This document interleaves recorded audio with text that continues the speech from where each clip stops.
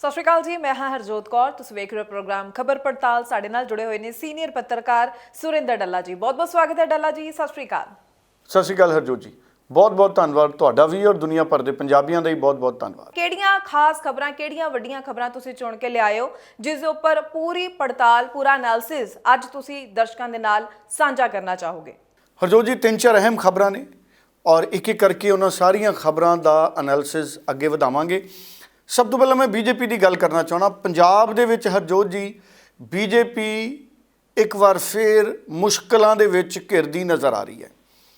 ਭਗਵੰਤ ਮਾਨ ਦੀ ਸਰਕਾਰ ਕਰਪਸ਼ਨ ਦੇ ਖਿਲਾਫ ਵੱਡਾ ਅਭਿਆਨ ਚਲਾ ਰਹੀ ਹੈ ਔਰ ਕਿਤੇ ਨਾ ਕਿਤੇ ਭਾਰਤੀ ਜਨਤਾ ਪਾਰਟੀ ਦੇ ਲਈ ਸਭ ਤੋਂ ਵੱਡੀ ਚਿੰਤਾ ਇਹ ਬਣ ਗਈ ਕਿ ਕਾਂਗਰਸ ਦੇ ਕਈ ਲੀਡਰ ਭਾਰਤੀ ਜਨਤਾ ਪਾਰਟੀ ਨੇ ਆਪਣੀ ਪਾਰਟੀ 'ਚ ਸ਼ਾਮਲ ਕਰਾਏ ਸੀ ਤਾਂ ਕਿ ਪੰਜਾਬ 'ਚ ਕਾਂਗਰਸ ਨੂੰ ਖਤਮ ਕਰਕੇ ਭਾਜਪਾ ਨੂੰ ਤਕੜਾ ਕੀਤਾ ਜਾਵੇ। ਬਹੁਤ ਸਾਰੇ ਲੀਡਰ ਕਾਂਗਰਸ ਛੱਡ ਕੇ ਭਾਜਪਾ ਦੇ ਵਿੱਚ ਆਏ, ਪਰ ਜਦੋਂ ਉਹ ਭਾਜਪਾ ਦੇ ਵਿੱਚ ਆਏ, ਜਿਹੜਾ ਬੈਕਲੌਗ ਸੀ ਉਹਨਾਂ ਦਾ ਉਹ ਖਤਮ ਨਹੀਂ ਸੀ ਹੋਇਆ। ਮਤਲਬ ਜਿਹੜਾ ਕਾਂਗਰਸ ਦੇ ਵਿੱਚ ਉਹਨਾਂ ਦਾ ਕੁਝ ਨਾ ਕੁਝ ਸਬੰਧ ਸੀ ਉਹ ਖਤਮ ਨਹੀਂ ਸੀ ਹੋਇਆ।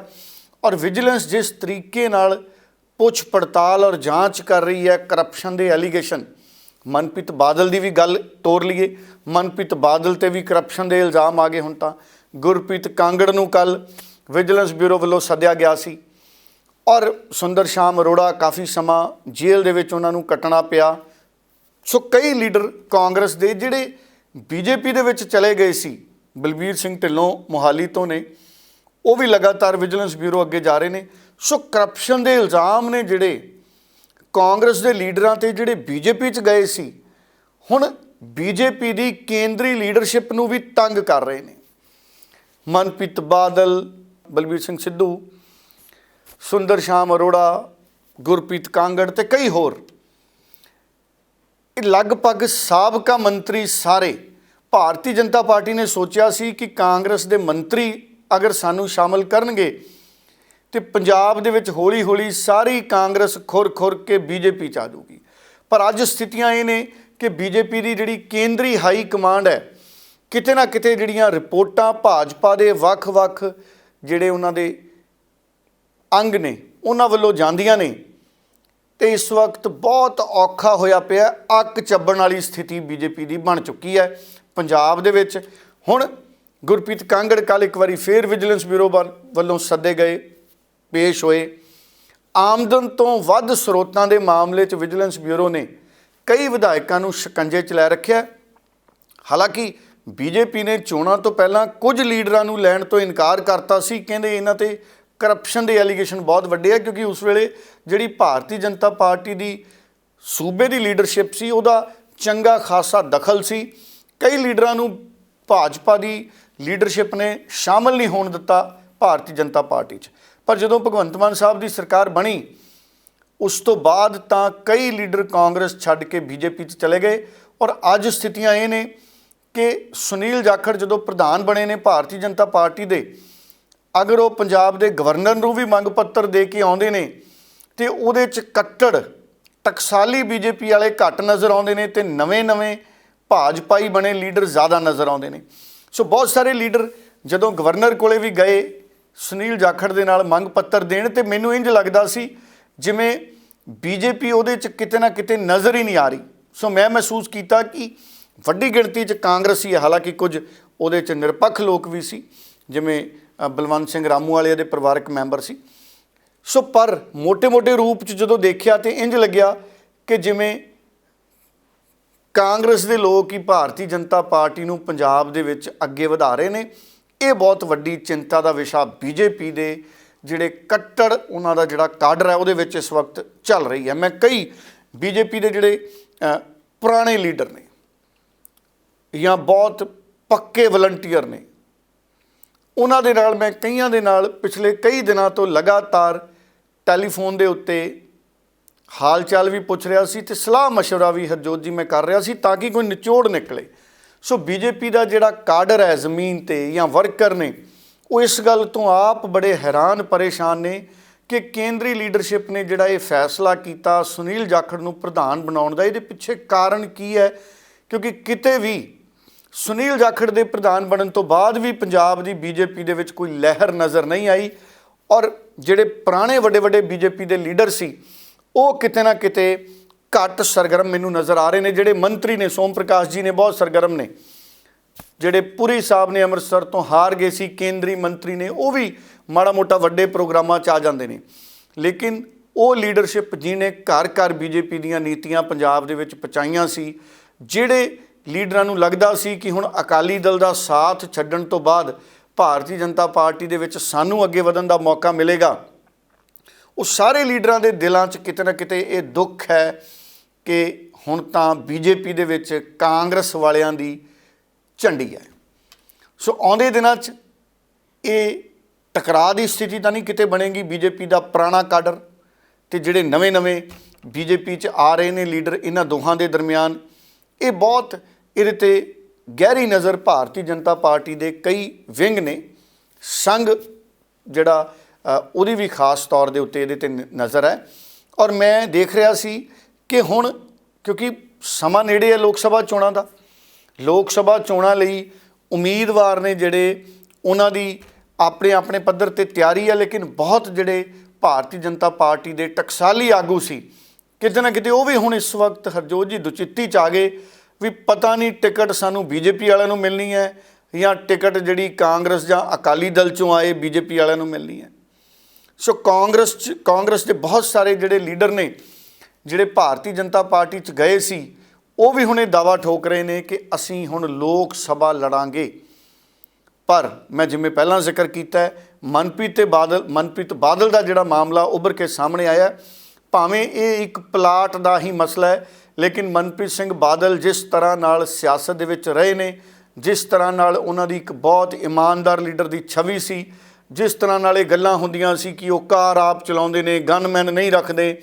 ਹਾਲਾਂਕਿ ਮੈਂ ਉਹਦੇ ਨਾਲ ਕੋਈ ਬਹੁਤਾ ਜ਼ਿਆਦਾ ਮੈਂ ਨਿੱਜੀ ਹਾਮੀ ਨਹੀਂ ਭਰਦਾ, ਜ਼ਰੂਰ ਸਰਕਾਰੀ ਡਰਾਈਵਰ ਰੱਖਣਾ ਚਾਹੀਦਾ, ਗਨਮੈਨ ਵੀ ਨਾਲ ਰੱਖਣੇ ਚਾਹੀਦੇ ਨੇ, ਤੇ ਸਰਕਾਰੀ ਗੱਡੀ ਜੇ ਮਿਲੀ ਹੈ ਤੁਹਾਨੂੰ ਤੇ ਤੁਸੀਂ ਉਹਦੇ 'ਤੇ ਕੰਮ ਕਰੋਗੇ ਤੇ ਚੰਗੀ ਗੱਲ ਹੈ।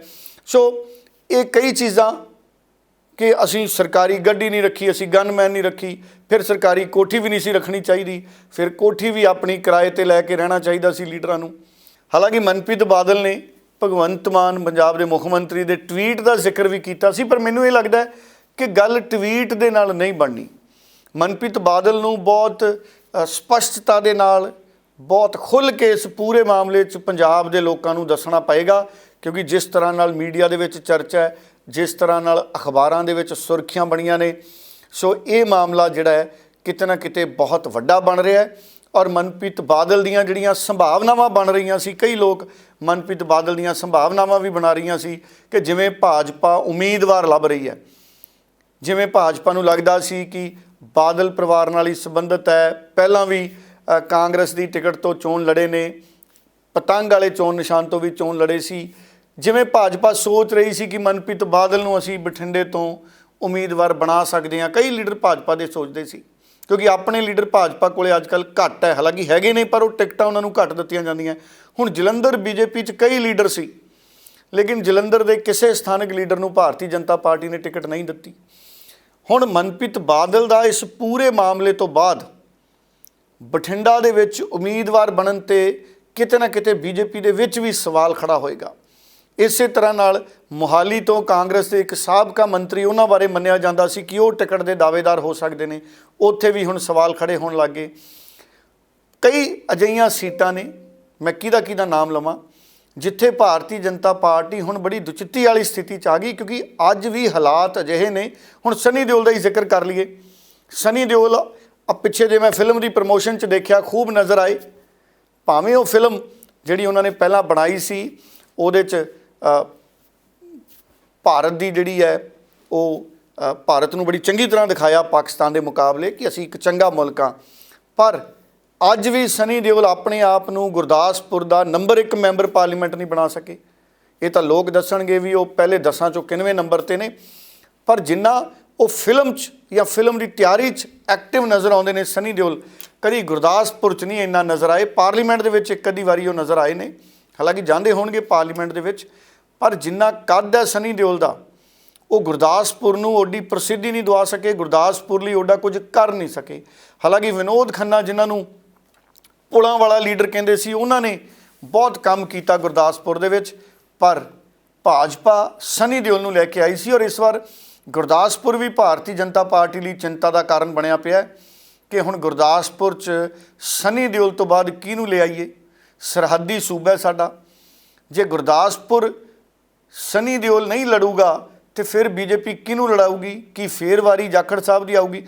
ਉਂਝ ਮੈਂ ਹਰਜੋਤ ਜੀ ਕਈ ਵਾਰੀ ਸੋਚਦਾ ਜਾਖੜ ਸਾਹਿਬ ਦਾ ਜਿਹੜਾ ਪੋਲੀਟੀਕਲ ਕਿਸਮਤ ਹੈ ਜਿਹੜੀ ਜਾਖੜ ਸਾਹਿਬ ਦੀ, ਕਿਤੇ ਨਾ ਕਿਤੇ ਉਹ ਜਾਖੜ ਸਾਹਿਬ ਨੂੰ ਧੋਖਾ ਦੇ ਜਾਂਦੀ ਹੈ। ਚਲੋ ਰੱਬ ਸੁੱਖ ਰੱਖੇ ਇਸ ਵਾਰ ਜਾਖੜ ਸਾਹਿਬ ਨੂੰ ਕਾਮਯਾਬੀ ਮਿਲੇ, ਨਹੀਂ ਤਾਂ ਉਹ MLA ਵੀ ਹਾਰ ਗਏ ਸੀ, ਬਾਅਦ ਦੇ ਵਿੱਚ ਸਰਕਾਰ ਕਾਂਗਰਸ ਦੀ ਬਣ ਗਈ। ਉਦੋਂ MP ਜਿੱਤ ਗਏ ਜਦੋਂ ਸਰਕਾਰ ਪੰਜਾਬ 'ਚ ਕਾਂਗਰਸ ਦੀ ਸੀ, ਪਰ ਜਦੋਂ ਕੇਂਦਰ 'ਚ ਉਹਨਾਂ ਨੂੰ ਉਮੀਦ ਸੀ ਕਿ ਕਾਂਗਰਸ ਦੀ ਸਰਕਾਰ ਬਣੂਗੀ, ਨਾ ਤਾਂ ਕੇਂਦਰ 'ਚ ਕਾਂਗਰਸ ਦੀ ਸਰਕਾਰ ਬਣੀ ਤੇ ਨਾ ਹੀ ਜਾਖੜ ਸਾਹਿਬ ਗੁਰਦਾਸਪੁਰ ਤੋਂ ਜਿੱਤ ਸਕੇ। ਸੋ ਜਿਮਨੀ ਚੋਣ ਹੀ ਜਿੱਤੇ ਸੀ।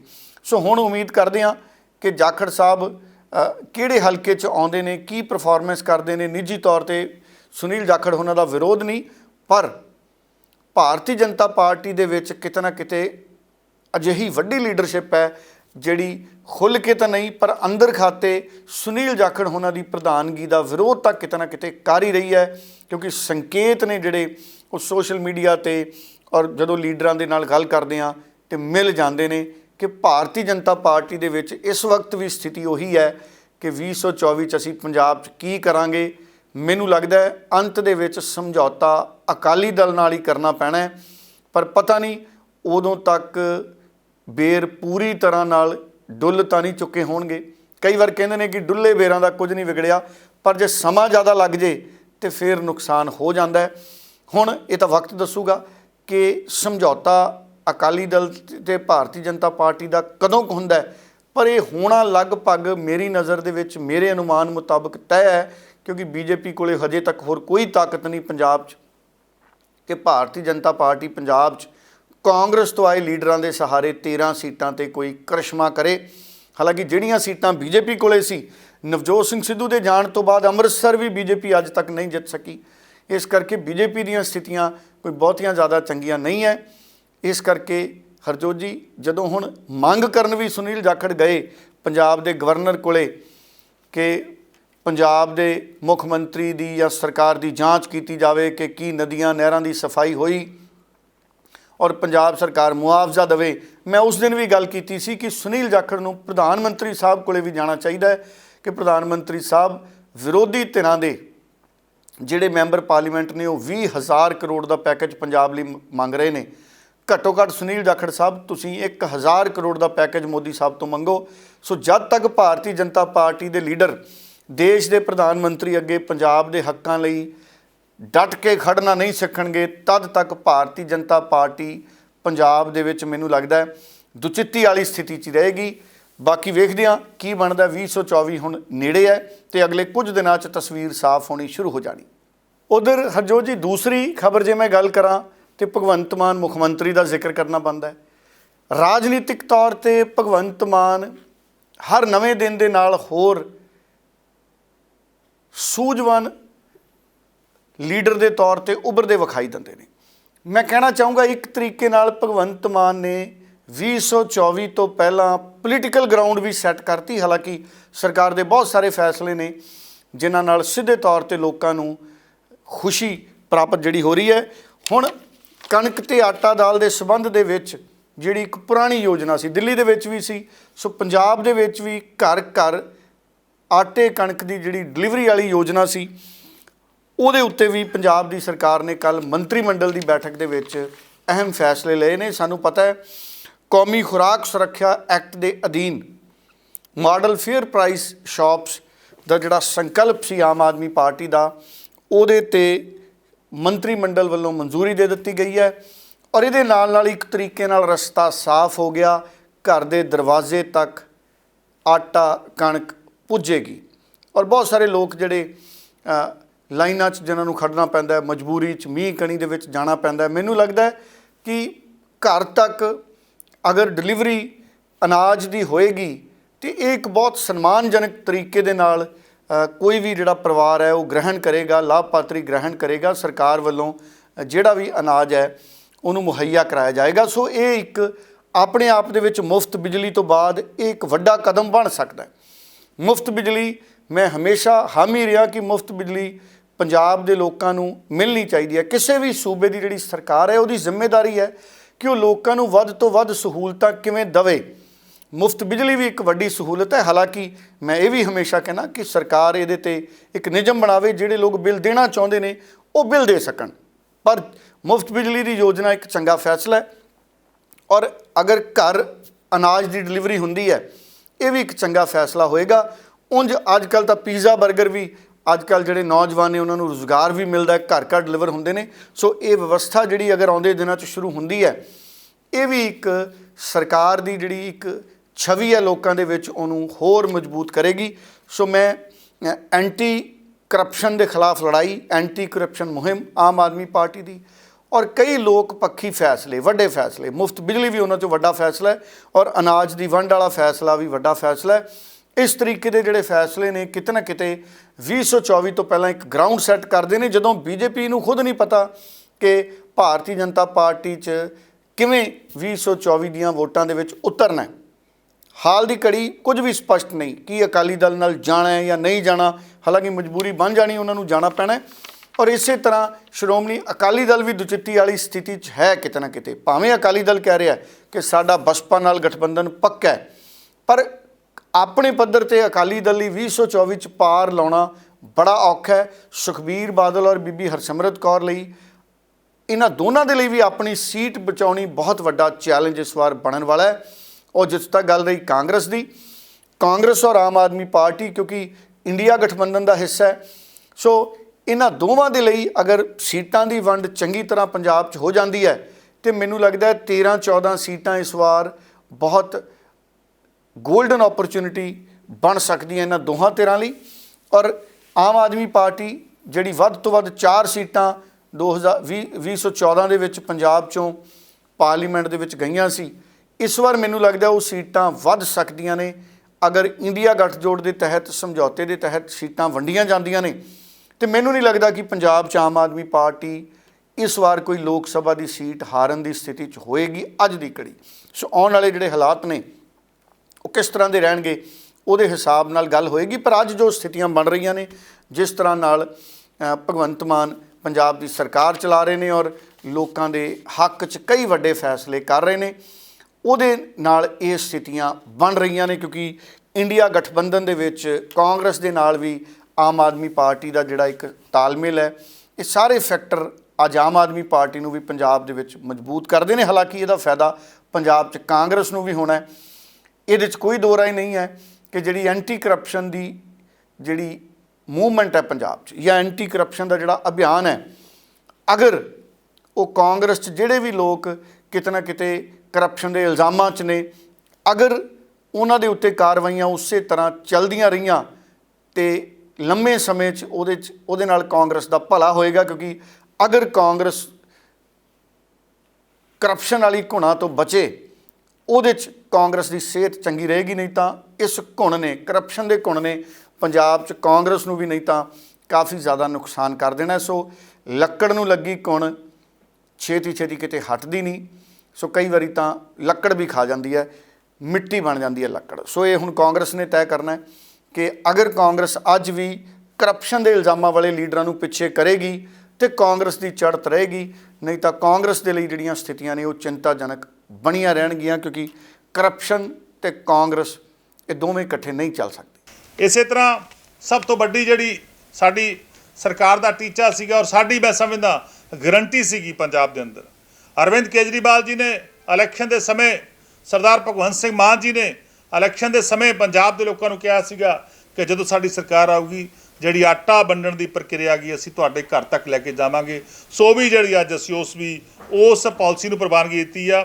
ਸੋ ਸਾਰਾ ਜਿਹੜੇ ਵੀ ਬੰਦੇ ਪੰਜਾਬ ਦੇ ਅੰਦਰ ਲਾਭਪਾਤਰੀ ਉਸ ਸਕੀਮ ਦੇ ਅੰਦਰ ਆਉਂਦੇ ਨੇ, ਆਟਾ ਦਾਲ ਸਕੀਮ ਦੇ ਅੰਦਰ ਆਉਂਦੇ ਨੇਗੇ, ਚਾਹੇ ਉਹਨਾਂ ਕੋਲ ਆਪਸ਼ਨ ਹੋਊਗੀ, ਚਾਹੇ ਉਹ ਡਿਪੂ ਤੋਂ ਲੈ ਸਕਦੇ ਨੇਗੇ, ਜਿਹੜਾ ਡਿਪੂ ਉਹਨਾਂ ਨੂੰ ਲਾਟ ਆ, ਚਾਹੇ ਉੱਥੋਂ ਕਣਕ ਵੀ ਲੈ ਸਕਦੇ ਨੇਗੇ।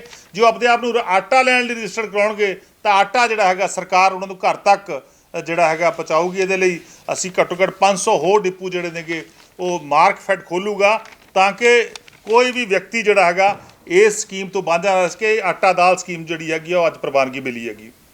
ਉਧਰ ਸ਼੍ਰੋਮਣੀ ਅਕਾਲੀ ਦਲ ਦਾ ਇੱਕ ਵਫਦ ਪ੍ਰਤੀਨਿਧੀ ਮੰਡਲ ਪੰਜਾਬ ਦੇ ਗਵਰਨਰ ਨਾਲ ਕੱਲ ਮੁਲਾਕਾਤ ਕਰਦਾ ਹੈ। ਹਰਜੋਤ ਜੀ, ਪ੍ਰੇਮ ਸਿੰਘ ਚੰਦੂ ਮਾਜਰਾ, ਡਾਕਟਰ ਚੀਮਾ, ਬਿਕਰਮ ਸਿੰਘ ਮਜੀਠੀਆ, ਬਹੁਤ ਸਾਰੇ ਅਕਾਲੀ ਦਲ ਦੇ ਲੀਡਰ ਇਸ ਪ੍ਰਤੀਨਿਧੀ ਮੰਡਲ ਦੇ ਵਿੱਚ ਸ਼ਾਮਲ ਸੀ ਔਰ ਇਹ ਗਵਰਨਰ ਨੂੰ ਇੱਕ ਮੰਗ ਪੱਤਰ ਸੌਂਪ ਕੇ ਮੰਗ ਕਰਦੇ ਨੇ ਕਿ ਪੰਜਾਬ ਦੇ ਵਿੱਚ ਜਿਹੜੇ ਹੜ੍ਹ ਆਏ ਨੇ, ਹੜ੍ਹਾਂ ਦਾ ਨੁਕਸਾਨ ਹੋਇਆ, ਕੀ ਸਫਾਈਆਂ ਹੋਈਆਂ ਨੇ, ਨਹਿਰਾਂ ਦੀਆਂ ਮੁਕੰਮਲ ਜਾਂ ਨਹੀਂ ਹੋਈਆਂ, ਇਹਦੇ ਲਈ ਇੱਕ ਜੁਡੀਸ਼ੀਅਲ ਇਨਕੁਆਇਰੀ ਕੀਤੀ ਜਾਵੇ, ਇਹਦੀ ਨਿਆਇਕ ਜਾਂਚ ਕੀਤੀ ਜਾਵੇ ਔਰ ਇਹਦੇ ਨਾਲ ਨਾਲ ਪੰਜਾਬ ਦੇ ਵਿੱਚ ਹੜ੍ਹਾਂ ਦੇ ਨੁਕਸਾਨ ਦੀ ਇੱਕ ਰਿਪੋਰਟ ਬਣਾ ਕੇ ਕੇਂਦਰ ਨੂੰ ਭੇਜੀ ਜਾਵੇ ਔਰ ਕੇਂਦਰ ਤੋਂ ਵੱਧ ਮੁਆਵਜ਼ਾ ਮੰਗਿਆ ਜਾਵੇ। ਉਂਝ ਕੇਂਦਰ ਸਰਕਾਰ ਨੇ ਹਲੇ ਤੱਕ ਸਿਰਫ 216 ਕਰੋੜ 218 ਕਰੋੜ ਦੇ ਕਰੀਬ ਜਿਹੜੀਆਂ ਪੰਜਾਬ ਤੇ ਹਰਿਆਣਾ ਵਰਗੇ ਸੂਬਿਆਂ ਨੂੰ ਮੁਆਵਜ਼ਾ ਦਿੱਤਾ ਹੈ ਅਲੱਗ-ਅਲੱਗ ਤੌਰ ਤੇ। ਹੁਣ ਜੇ ਪੰਜਾਬ ਨੂੰ 216 ਕਰੋੜ ਦਾ ਮੁਆਵਜ਼ਾ ਕੇਂਦਰ ਸਰਕਾਰ ਨੇ ਦਿੱਤਾ ਹੈ ਤੇ ਉਹ ਬਹੁਤ ਥੋੜਾ ਮੈਨੂੰ ਲੱਗਦਾ ਹੈ। ਇਹ ਮੰਗ ਗਵਰਨਰ ਤੋਂ ਕੀਤੀ ਜਾਣੀ ਚਾਹੀਦੀ ਸੀ ਅਕਾਲੀ ਦਲ ਦੇ ਵਫਦ ਵੱਲੋਂ ਕਿ ਪੰਜਾਬ ਦੇ ਗਵਰਨਰ ਕੇਂਦਰ ਸਰਕਾਰ ਨੂੰ ਕਹਿਣ, ਜਿਵੇਂ ਨਸ਼ਿਆਂ ਦੇ ਮਾਮਲੇ ਤੇ ਪੰਜਾਬ ਦੇ ਗਵਰਨਰ ਚਿੰਤਿਤ ਹੁੰਦੇ ਨੇ, ਜਿਵੇਂ ਪੰਜਾਬ ਦੇ ਗਵਰਨਰ ਚਿੰਤਿਤ ਹੁੰਦੇ ਨੇ ਕਿ ਪੰਜਾਬ 'ਚ ਸੰਵਿਧਾਨ ਮੁਤਾਬਕ ਕੰਮ ਨਹੀਂ ਹੋ ਰਹੇ, ਜਿਵੇਂ ਪੰਜਾਬ ਦੇ ਗਵਰਨਰ ਚਿੰਤਿਤ ਹੁੰਦੇ ਨੇ ਕਿ ਕੋਈ ਮੰਤਰੀ ਤੇ ਪੰਜਾਬ ਦੇ ਇਲਜ਼ਾਮ ਲੱਗਦੇ ਨੇ ਉਹਦੀ ਜਾਂਚ ਕੀਤੀ ਜਾਵੇ। ਸੋ ਅਕਾਲੀ ਦਲ ਨੂੰ ਵੀ ਕਾਂਗਰਸ ਨੂੰ ਵੀ ਜਿਹੜੇ ਮੰਗ ਪੱਤਰ ਦੇ ਕੇ ਆਉਂਦੇ ਨੇ ਪੰਜਾਬ ਦੇ ਗਵਰਨਰ ਨੂੰ, ਇਹ ਮੰਗ ਪੰਜਾਬ ਦੇ ਗਵਰਨਰ ਤੋਂ ਕੀਤੀ ਜਾਣੀ ਚਾਹੀਦੀ ਹੈ ਕਿ ਪੰਜਾਬ ਦੇ ਗਵਰਨਰ ਕੇਂਦਰ ਨੂੰ ਚਿੱਠੀ ਲਿਖਣ ਕਿ ਪ੍ਰਧਾਨ ਮੰਤਰੀ ਸਾਹਿਬ, ਮਾਨਯੋਗ ਰਾਸ਼ਟਰਪਤੀ ਸਾਹਿਬ, ਪੰਜਾਬ ਨੂੰ ਘੱਟੋ ਘੱਟ 20,000 ਕਰੋੜ ਜਾਂ 10,000 ਕਰੋੜ ਰੁਪਏ ਦੀ ਮਦਦ ਦਿੱਤੀ ਜਾਵੇ, ਵਿੱਤੀ ਮਦਦ ਦਿੱਤੀ ਜਾਵੇ। 216 ਕਰੋੜ ਰੁਪਈਆ ਜਿਹੜਾ ਇਹ ਬਹੁਤ ਜ਼ਿਆਦਾ ਥੋੜ੍ਹਾ ਹੈ। ਜਿੱਥੋਂ ਤੱਕ ਪੰਜਾਬ ਦੀ ਗੱਲ ਹੈ, ਸ਼ੁਰੂਆਤੀ ਅੰਕੜੇ ਜਿਹੜੇ ਆਏ ਨੇ 1500 ਕਰੋੜ ਦੇ ਕਰੀਬ ਤਾਂ ਪੰਜਾਬ ਦੇ ਵਿੱਚ ਨੁਕਸਾਨ ਦੱਸਿਆ ਜਾ ਰਿਹਾ। ਹਾਲਾਂਕਿ ਕੱਲ ਮੰਤਰੀ ਮੰਡਲ ਦੀ ਜਿਹੜੀ ਬੈਠਕ ਸੀ ਉਹਦੇ ਵਿੱਚ ਮੁੱਖ ਮੰਤਰੀ ਦੀ ਅਗਵਾਈ ਦੇ ਵਿੱਚ 15 ਅਗਸਤ ਤੱਕ ਜਿਹੜੀ ਗਿਰਦਾਵਰੀ ਹੈ ਮੁੱਢਲੇ ਰੂਪ ਦੇ ਵਿੱਚ ਇਹ ਕਰਨ ਦੀ ਹਦਾਇਤਾਂ ਦਿੱਤੀਆਂ ਗਈਆਂ ਨੇ ਤਾਂ ਕਿ ਮੁਆਵਜ਼ਾ ਲੋਕਾਂ ਨੂੰ ਦਿੱਤਾ ਜਾ ਸਕੇ। ਪਰ ਮੇਰਾ ਇਹ ਮੰਨਣਾ ਹੈ ਕਿ ਪੋਲੀਟੀਕਲ ਪਾਰਟੀਆਂ ਜਿਹੜੀਆਂ ਪੰਜਾਬ 'ਚ ਵਿਰੋਧੀ ਧਿਰ ਦੀਆਂ ਪੋਲੀਟੀਕਲ ਪਾਰਟੀਆਂ ਨੇ, ਉਹ ਸਿਰਫ ਤੇ ਸਿਰਫ ਗਵਰਨਰ ਤੋਂ ਜਦੋਂ ਮੰਗ ਕਰਨ, ਸਿਰਫ ਭਗਵੰਤ ਮਾਨ ਦੀ ਸ਼ਿਕਾਇਤ ਨਾ ਲਾਉਣ ਕਿ ਭਗਵੰਤ ਮਾਨ ਪੈਸੇ ਜਾਰੀ ਕਰਨ, ਮੁਆਵਜ਼ਾ ਦੇਣ ਕੱਲੇ ਘਰ ਨੂੰ। ਇਹ ਵੀ ਮੰਗ ਕਰਨ ਕਿ ਨਰਿੰਦਰ ਮੋਦੀ ਘੱਟੋ ਘੱਟ 10,000 ਕਰੋੜ 20,000 ਕਰੋੜ ਦਾ ਮੁਆਵਜ਼ਾ ਪੰਜਾਬ ਨੂੰ ਭੇਜਣ, ਕਿਉਂਕਿ ਕੇਂਦਰ ਸਰਕਾਰ ਜਿਹੜੀ ਹੈ ਪੂਰੇ ਮੁਲਕ ਦੇ ਵਿੱਚ ਇਸ ਵਕਤ ਹੜ੍ਹ ਦੀਆਂ ਸਥਿਤੀਆਂ ਦੇਖ ਰਹੀ ਹੋਣੀ ਹੈ। ਕੇਂਦਰ ਸਰਕਾਰ ਨੂੰ ਪਤਾ ਹੋਣਾ ਹੈ ਕਿ ਪੰਜਾਬ, ਹਿਮਾਚਲ, ਹਰਿਆਣਾ ਕਿਸ ਹਿਸਾਬ ਨਾਲ ਨੁਕਸਾਨ ਹੋ ਰਿਹਾ ਹੈ।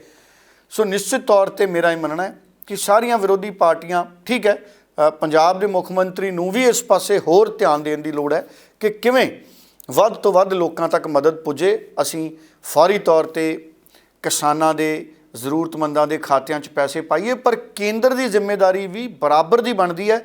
ਪਰ ਸਾਡੀਆਂ ਵਿਰੋਧੀ ਪਾਰਟੀਆਂ ਦਾ ਸਾਰਾ ਜ਼ੋਰ ਸਿਰਫ ਤੇ ਸਿਰਫ ਭਗਵੰਤ ਮਾਨ ਦੀ ਸ਼ਿਕਾਇਤ ਤੱਕ ਸੀਮਤ ਰਹਿ ਜਾਂਦਾ ਮੰਗ ਪੱਤਰ ਦੇ ਵਿੱਚ। ਸੋ ਗਵਰਨਰ ਵੀ ਚਿੱਠੀ ਲਿਖਣ, ਇੱਕ ਜਿਵੇਂ ਮੈਂ ਪਹਿਲਾਂ ਜ਼ਿਕਰ ਕੀਤਾ ਹੈ, ਫਿਰ ਇਹ ਗੱਲ ਮਹਿਸੂਸ ਹੋਏਗੀ ਕਿ ਅਸੀਂ ਹੜ੍ਹਾਂ 'ਤੇ ਸਿਆਸਤ ਨਹੀਂ ਕਰ ਰਹੇ, ਕਿਉਂਕਿ ਹੜ੍ਹਾਂ 'ਤੇ ਸਿਆਸਤ ਹੈ ਜਿਹੜੀ ਇਹ ਬਹੁਤ ਹੀ ਜ਼ਿਆਦਾ ਕੋਈ ਚੰਗੀ ਉਦਾਹਰਨ ਨਹੀਂ ਹੈ ਡੈਮੋਕ੍ਰੇਸੀ 'ਚ। ਹੜ੍ਹਾਂ ਦਾ ਵੇਲਾ ਮਿਲ ਜੁਲ ਕੇ ਸੇਵਾ ਕਰਨ ਦਾ ਔਰ ਸਾਰੀਆਂ ਪੋਲੀਟੀਕਲ ਪਾਰਟੀਆਂ ਆਪਣੇ ਖਜ਼ਾਨੇ 'ਚੋਂ, ਭਾਵੇਂ ਸ਼੍ਰੋਮਣੀ ਅਕਾਲੀ ਦਲ ਹੈ, ਭਾਵੇਂ ਭਾਰਤੀ ਜਨਤਾ ਪਾਰਟੀ ਹੈ, ਭਾਵੇਂ ਪੰਜਾਬ ਪ੍ਰਦੇਸ਼ ਕਾਂਗਰਸ ਕਮੇਟੀ ਹੈ, ਭਾਵੇਂ ਆਮ ਆਦਮੀ ਪਾਰਟੀ ਹੈ, ਇਹ ਸਾਰੀਆਂ ਪੋਲੀਟੀਕਲ ਪਾਰਟੀਆਂ ਆਪਣੇ ਪਾਰਟੀ ਫੰਡ ਦੇ ਵਿੱਚੋਂ ਵੀ ਮੁੱਖ ਮੰਤਰੀ ਰਿਲੀਫ ਫੰਡ ਜਾਂ ਆਪਣੇ ਪੱਧਰ 'ਤੇ ਜਿਹੜਾ ਮਦਦ ਹੈ ਉਹ ਆਮ ਲੋਕਾਂ ਦੀ ਕਰਨ। ਇਹਦੇ ਨਾਲ ਵੀ ਇੱਕ ਨਵੀਂ ਉਦਾਹਰਨ ਪੇਸ਼ ਹੋਏਗੀ। ਉਂਝ ਸ਼੍ਰੋਮਣੀ ਗੁਰਦੁਆਰਾ ਪ੍ਰਬੰਧਕ ਕਮੇਟੀ ਇਸ ਮਾਮਲੇ ਦੇ ਵਿੱਚ ਚੰਗਾ ਕੰਮ ਕਰ ਰਹੀ ਹੈ, ਪਰ ਪੋਲੀਟੀਕਲ ਪਾਰਟੀਆਂ ਸਿਆਸਤ ਤੋਂ ਦੂਰ ਰਹਿਣ ਹੜ੍ਹਾਂ ਦੇ ਮਾਮਲੇ 'ਚ ਤਾਂ ਜ਼ਿਆਦਾ ਚੰਗੀ ਗੱਲ ਹੈ, ਨਹੀਂ ਤਾਂ ਲੋਕਾਂ ਦੇ ਵਿੱਚ ਪੋਲੀਟੀਕਲ ਪਾਰਟੀਆਂ ਦੀ ਜਿਹੜੀ ਸਾਖ ਹੈ ਉਹ ਘਟੇਗੀ। ਸੋ ਬਹੁਤ ਬਹੁਤ ਧੰਨਵਾਦ ਟੱਲਾ ਜੀ ਤੁਹਾਡਾ ਕਿ ਤੁਸੀਂ ਇਹਨਾਂ ਸਾਰੀਆਂ ਹੀ ਖਬਰਾਂ ਦੇ ਉੱਪਰ ਐਨਾਲਿਸਿਸ ਦਰਸ਼ਕਾਂ ਦੇ ਨਾਲ ਸਾਂਝਾ ਕੀਤਾ ਹੈ। ਦਰਸ਼ਕਾਂ ਦਾ ਵੀ ਧੰਨਵਾਦ ਕਰਦੇ ਹਾਂ ਪ੍ਰੋਗਰਾਮ ਦੇ ਨਾਲ ਜੁੜੇ ਰਹਿਣ ਦੇ ਲਈ। ਸਮੇਂ-ਸਮੇਂ ਤੇ ਤੁਸੀਂ ਆਪਣੇ ਸੁਝਾਅ ਸਾਡੇ ਨਾਲ ਸਾਂਝੇ ਕਰਦੇ ਹੋ ਤੇ ਇਸ ਦੇ ਨਾਲ ਹੀ ਹੁਣ ਮੈਨੂੰ ਯਾਨੀ ਕਿ ਹਰਜੋਤ ਕੌਰ ਨੂੰ ਵੀ ਦਿਓ ਜੀ ਇਜਾਜ਼ਤ। ਧੰਨਵਾਦ। ਬਹੁਤ ਬਹੁਤ ਧੰਨਵਾਦ।